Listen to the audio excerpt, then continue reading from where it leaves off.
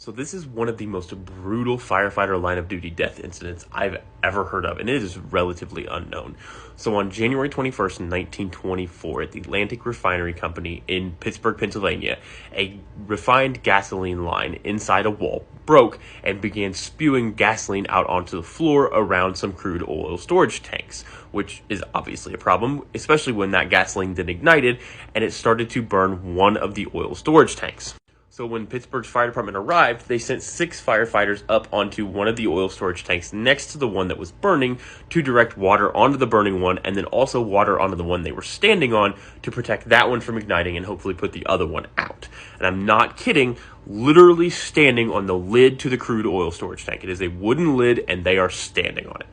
Now, I know what you're thinking. This is obvious. The oil storage tank is going to explode, blowing all 6 of them up in the air, and they're all going to die. No. It's way worse than that. So at the same time, 2 firefighters had put up a ladder on the outside firewall just above the crude oil storage tank. So like the crude oil storage tank's here, the ladder's here, they leaned the ladder up like this. And they were sitting down and they were spraying water on top of a different area of the fire.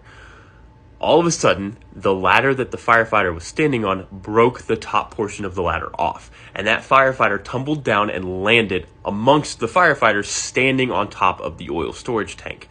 With the addition of the 7th firefighter and him falling from that high up, it broke the lid of the oil storage tank, dropping all 7 of them into the oil that was below them.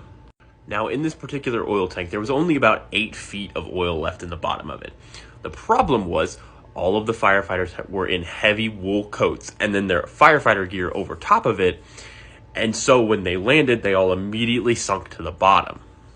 Now, one of the firefighters managed to get his boots off the bottom and kick himself up to the surface.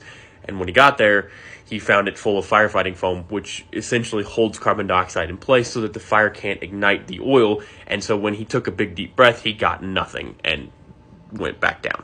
So at this point, several firefighters had managed to scramble to the top of the tank and were looking down inside and seeing the oil slosh around as they saw their comrades drowning in oil.